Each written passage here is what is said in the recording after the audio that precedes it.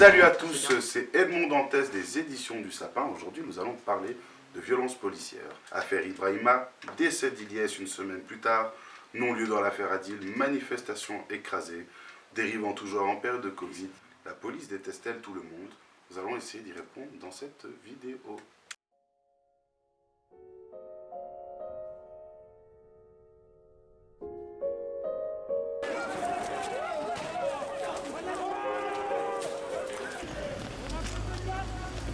Main dans le dos, s'il vous plaît. Aïe, aïe! Eh ben alors, vous allez recevoir sous votre gueule.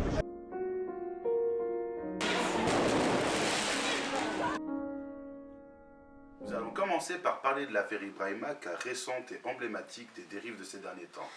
Nous sommes le 9 janvier à 20h22. Ibrahima décède dans un commissariat de police.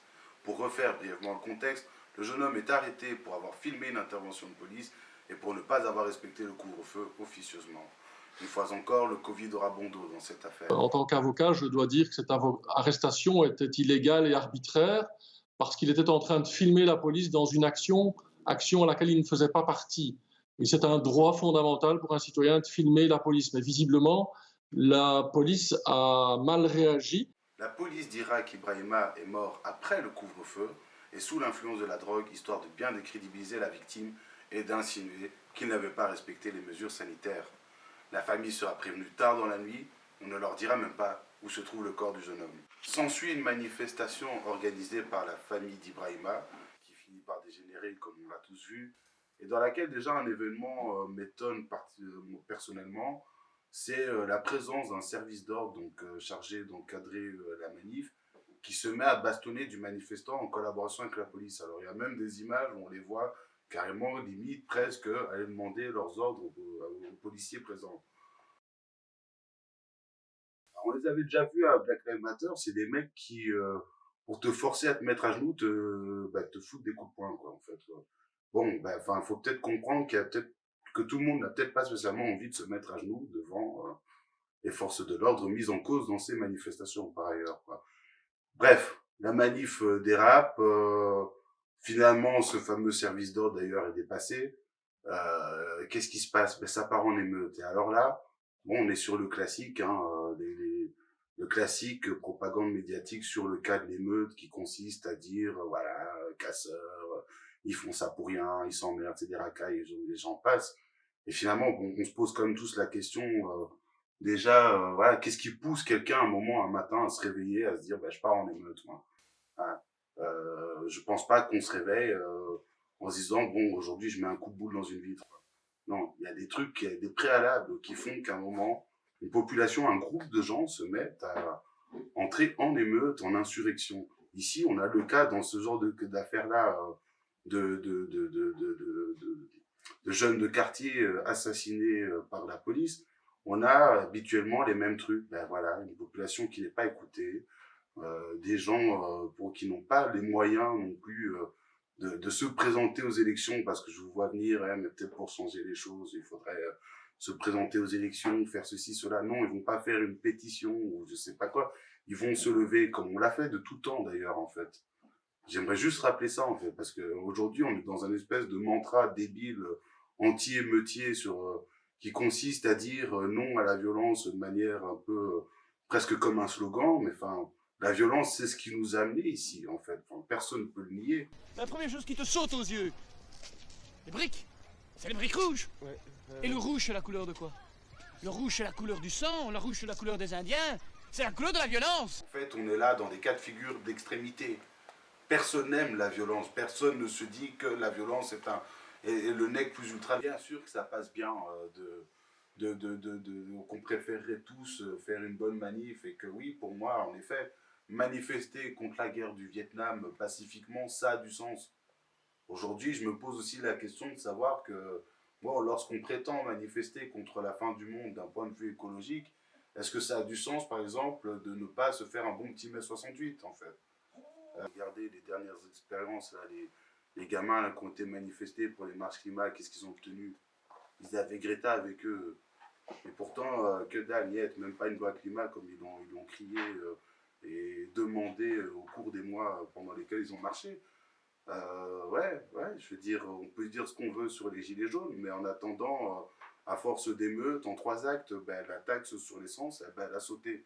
Voilà, donc évidemment que c'est possible aussi que dans l'esprit des gens, il y ait cette volonté, cette décision commune de faire émeute, en fait. C'est pas quelque chose de si déroutant. En tout cas, on entend de certaines personnes, on a l'impression que ça n'a jamais existé, qu'on est à des sommets de violence jamais atteints.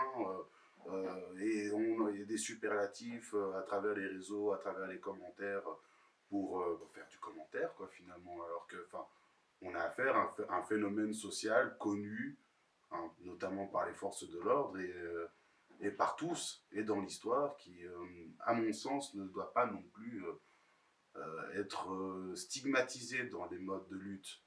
Je veux dire, il y a toutes sortes de tactiques qui sont appropriées à des moments aussi, en fait.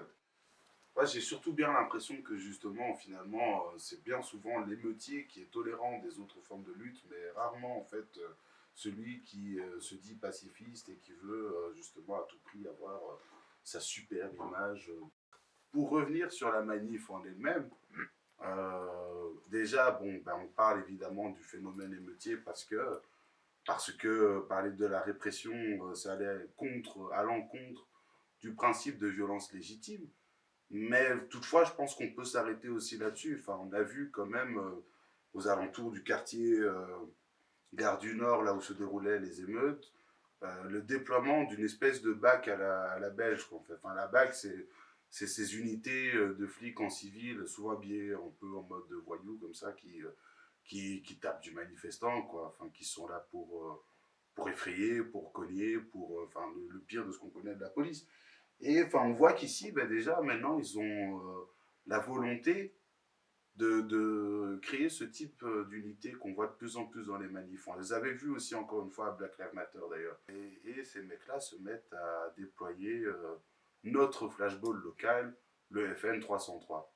On l'avait pas encore vu beaucoup en action, mais là, bon, c'est une espèce de fusil à gomme cogne là, qui tire en rafale sur les émeutiers et qui est potentiellement dangereux en fait, quoi, qui peut aussi, comme on l'a vu encore une fois avec les gilets jaunes, crever un œil, enfin, voilà, laisser de lourdes séquelles, de grosses blessures.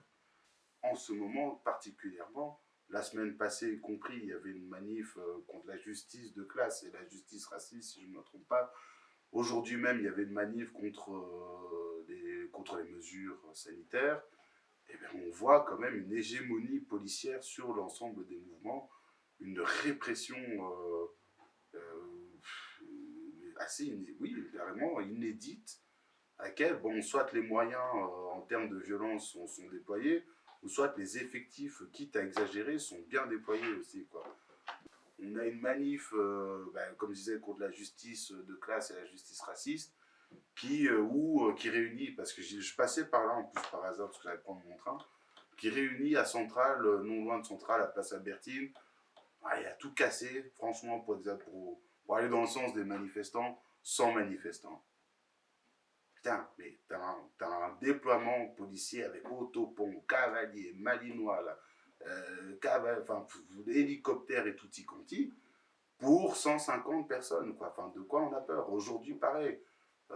Pareil, là, de nouveau, même contexte en plus, aux abords de Centrale, manifestation contre les mesures sanitaires. Voilà, pareil, NAS, chien, cavalier, tout ça, tout ça, tout ça.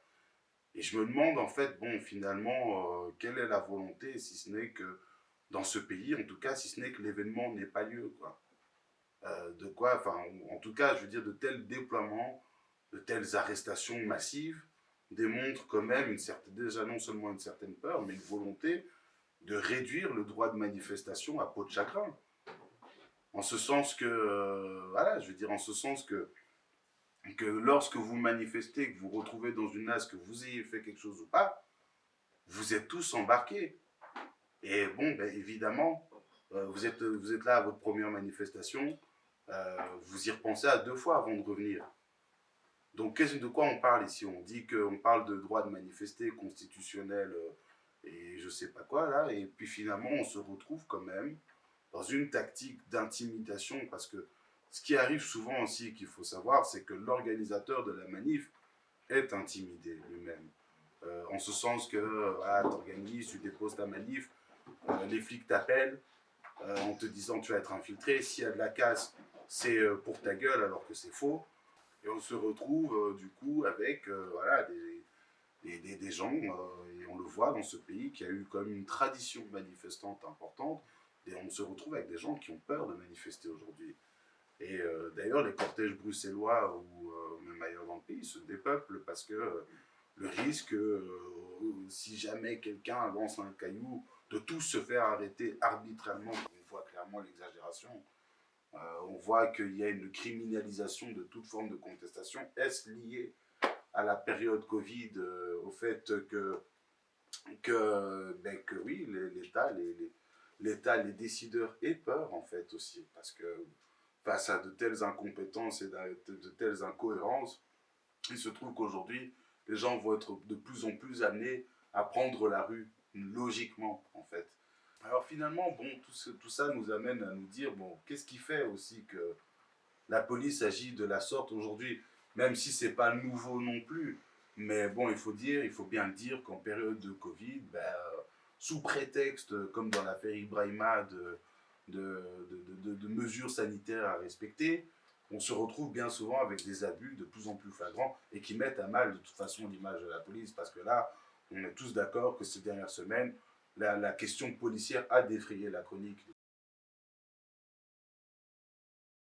De conclure en tout cas que le problème police ne s'arrêtera pas tant que cette période de technofascisme sanitaire dystopique ne s'arrête pas, que certainement que la police se retiendra de cette période et que le problème répressif perdurera dans le temps.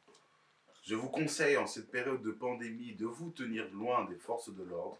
Vous risqueriez de mourir bien plus que du Covid.